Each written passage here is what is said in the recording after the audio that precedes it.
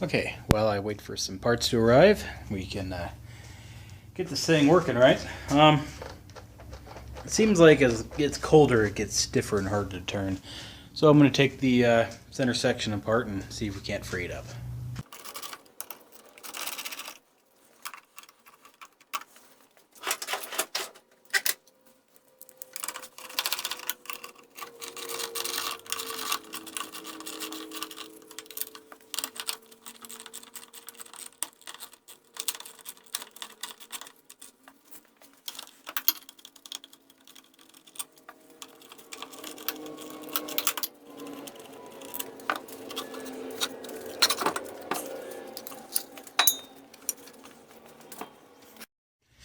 Looks pretty clean in here.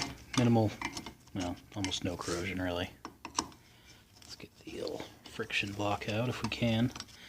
Might be screwed in, but it should just be sitting in there too. I don't really feel like it's moving. So. See this screw right here? That's your adjustment on the friction. And just fell out. So apparently it doesn't actually do anything. And there's what our inside looks like. Let me pick that up. So nothing wrong with this. We'll clean it up and put it back together. So the two body halves kind of clamp around here like so, and then it rotates on these rubber parts. So what I wanted to look at was this. It's, if you hear my gloves, but it's pretty sticky. Bottom one doesn't seem bad at all. Seems like it's rotating just fine. And it's not sticky at all.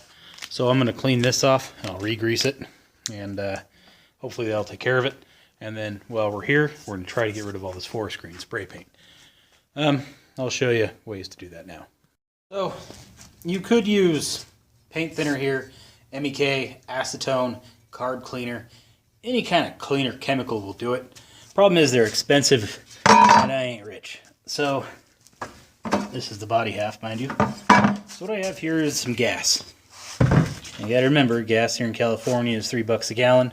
Much cheaper than anything else you can get. It won't clean it as quickly, but it'll definitely get it off and be the cheapest. Unfortunately, it's probably also the most dangerous. Now, the reason that looks like pre-mixed two-stroke is because it is. Whenever I get a outboard that has bad or old gas in it, it goes in this can, which kind of just sits around for this purpose. Getting rid of it afterwards is a whole different story, but yeah. So anyway, all you do really is you need to dip some gas on it, let it soak in for a second, and then start wiping it clean. You should use a metal bucket here.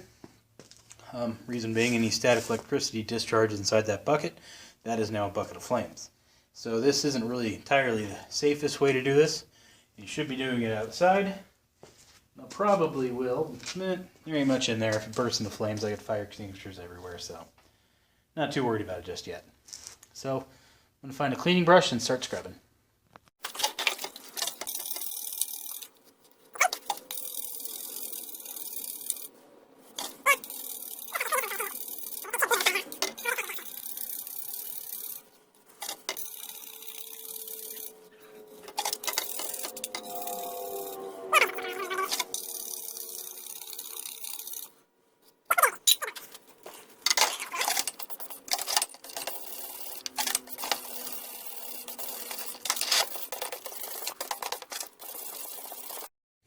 So to clean this up, some PB Blaster will kind of come in handy. We got some gunk sticking around under there, so clean that up the best we can. I'm going to use some PB Blaster to re-moisten the junk, and hopefully that'll allow me to wipe it all off easily.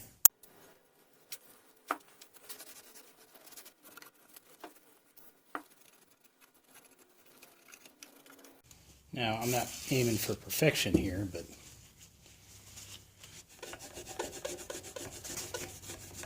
cleaner the better too.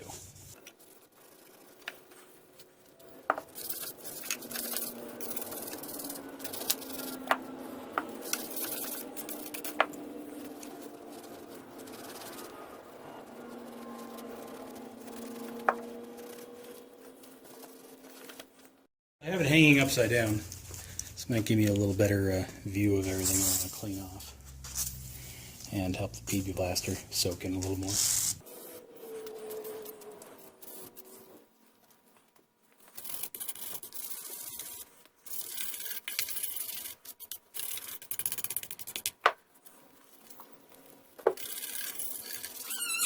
Well, as you can see, the body came out pretty decent underneath. Got some of the overspray and the spray paint off the bottom here. Got the bottoms kind of cleaned up. Also, when I was spraying the PB Blaster everywhere, it allowed the bushing to come back out of the rubber, both on the top and bottom. So I'll be able to clean those all up and re-grease those, and that should take care of our steering problem. But now I'll just, well, suppose polish these up and take it from there.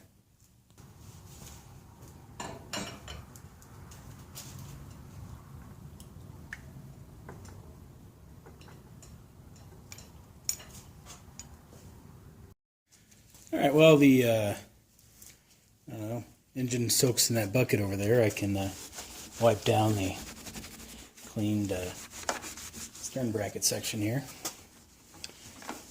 I rinsed it off already, so no real gas residue on it, but you know, just wiping off the water and any excess. It was a little hard for my little cleaning scrubbing brush to get inside.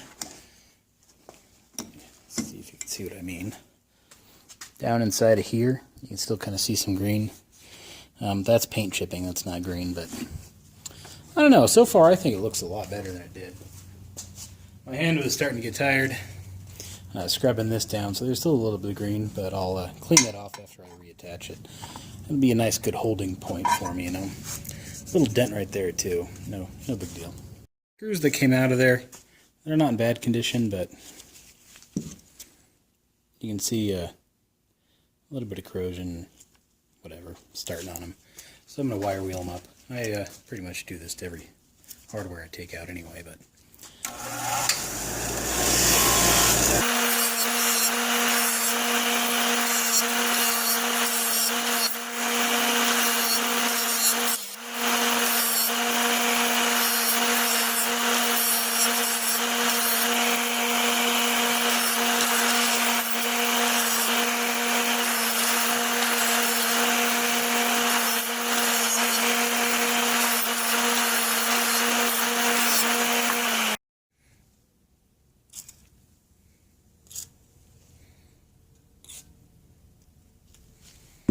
Alright, now I'm going to run a tap down each one of these screw holes.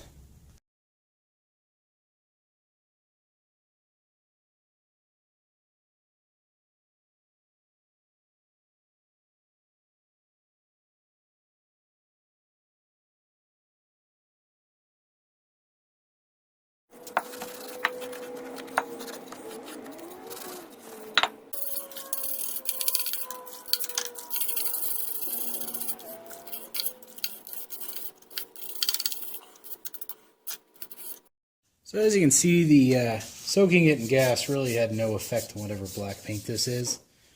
So that's a little unfortunate.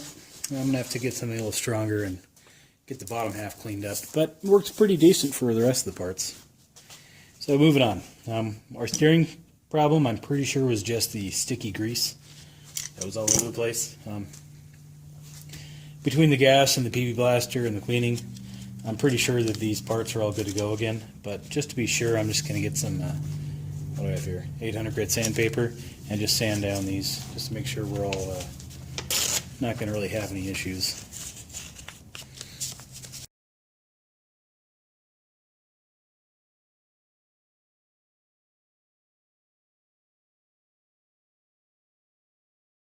But that feels pretty good. We'll see how it works though.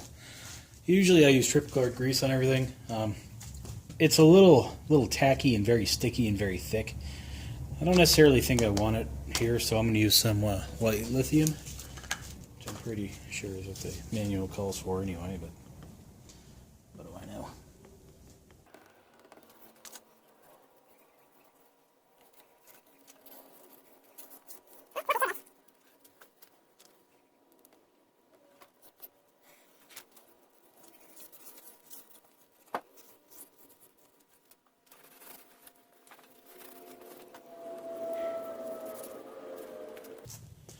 Well, that should do it. So we'll reassemble it on the body and see how it goes. Alright. Before moving any further, gotta remember to put this back in. Yep. Just kind of lift and lower.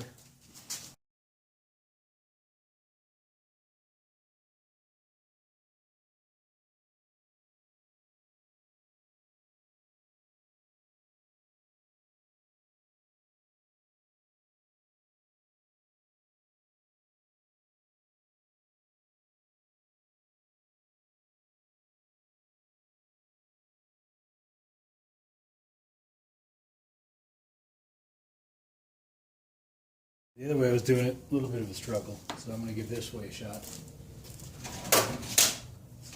Also, what my original plan was to get the screws in and take one off at a time and put in anti-seize, but I don't really think I want to be doing that. So, anti-seize up every bolt. Well, at least get it started, you know. Alright, two are on. No, two are anti-seized, rather.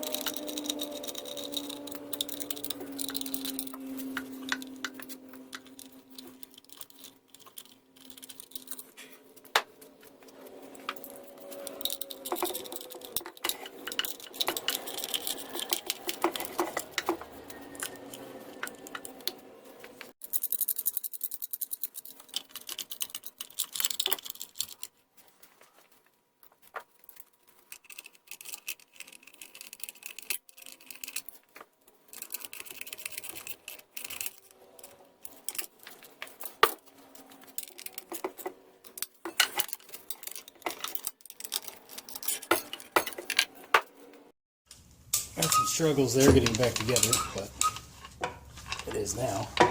So let's get this thing back on the bench and see if it's rotating properly.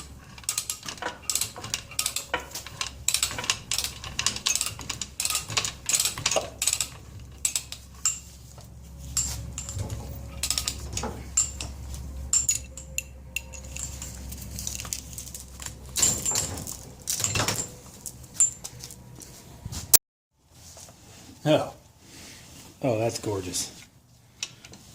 Look at that. One finger.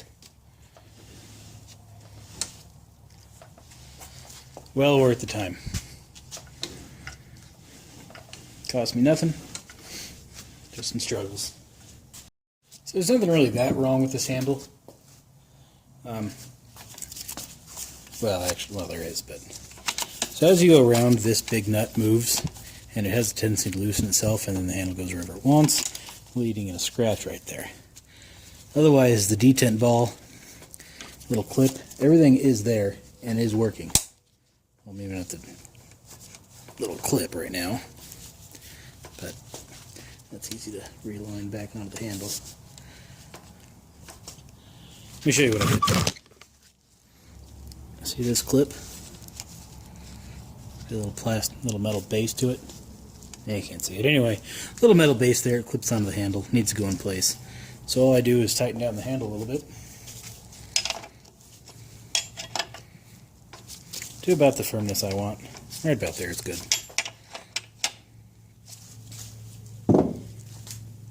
Problem is inside. See this right there? Should have a nut on it. So what I did was I went and robbed the nut off the green engine, and all I'm going to do is put it on here, and that should take care of our handle problem.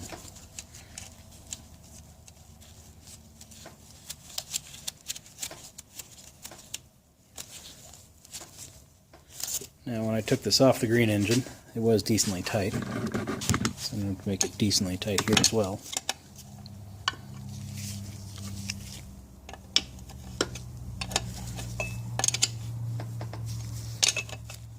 Socket would probably be handy right about now.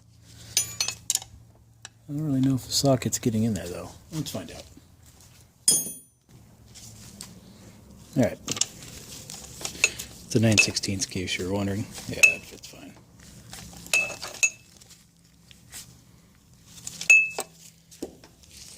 So now when we move our handle, our big nut doesn't go with it. That's better. So now we can steer and use the handle without it falling apart on us. Goes in its lock and down. A little stiffer than anybody would probably like, but it'll work. At least it won't rattle.